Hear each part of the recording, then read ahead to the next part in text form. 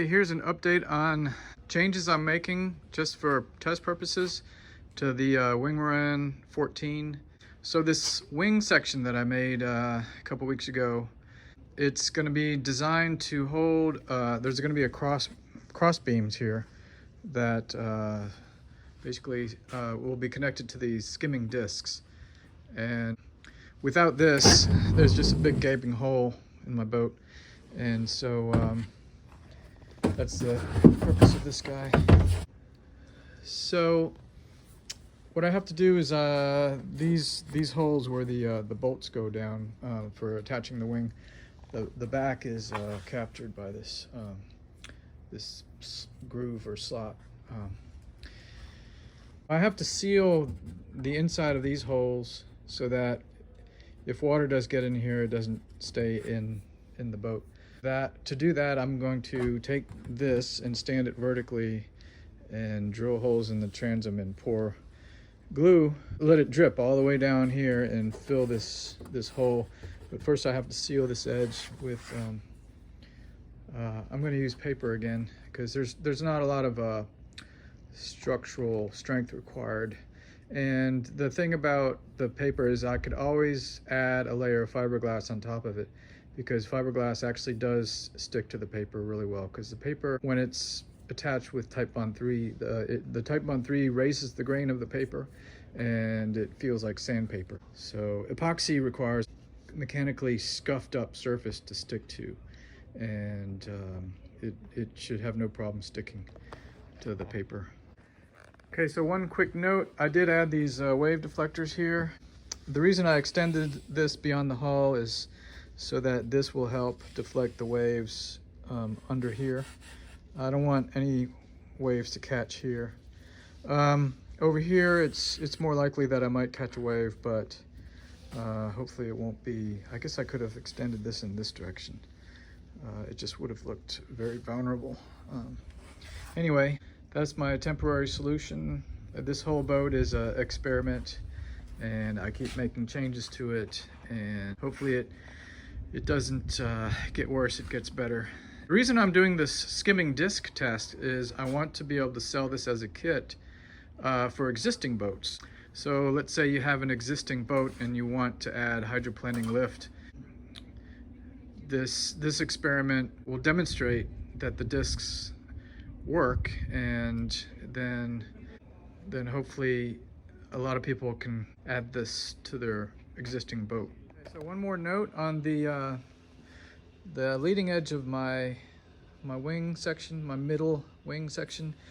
I continue to make the ribs too big and make the paneling a little too short. So I have this little gap here where the tips of the ribs are sticking out a little bit.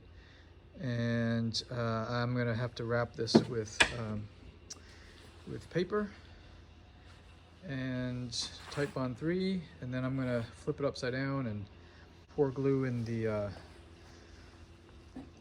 holes that I made in the transom so that it'll drip all the way down and make a bead on the inside and fill this void here. Okay, here's the result. I used 3 layers of paper, one on the edge and then one to cover up the holes. I drilled for the bolts to go through. Okay, the paper is dry. Now I flipped it upside down. I drilled a series of holes equally spaced between my ribs, and I put my laser sight on it so that when it drips down the hole, it goes all the way to the tip. These holes should have been bigger. Okay, so those holes weren't big enough, so I made the holes bigger. Now they're 10 millimeters or slightly larger than 3/8 of an inch diameter, and that makes all the difference in the world. Now I can pour the glue.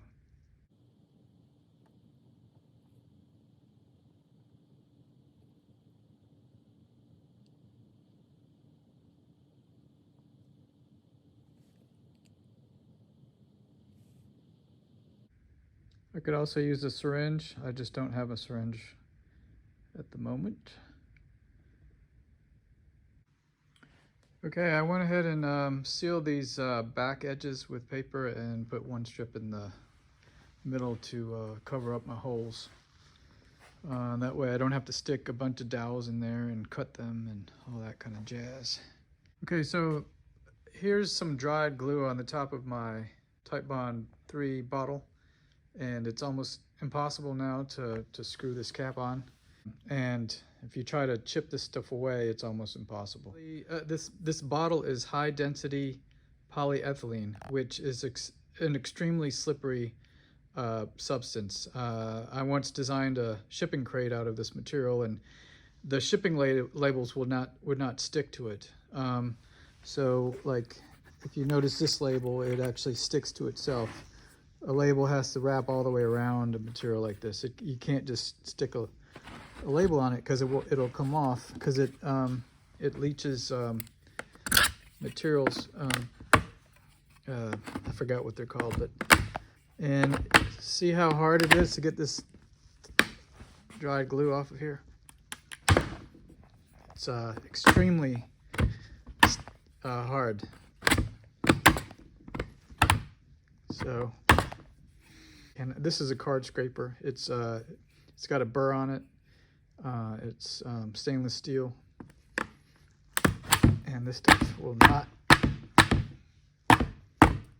come off. So I've heard people say that nothing sticks to expanded polystyrene, the pink insulation. I guess they've never tried Titebond 3, because that's what I use on my boats, and this stuff sticks. It sticks to stuff that most substances will not stick to.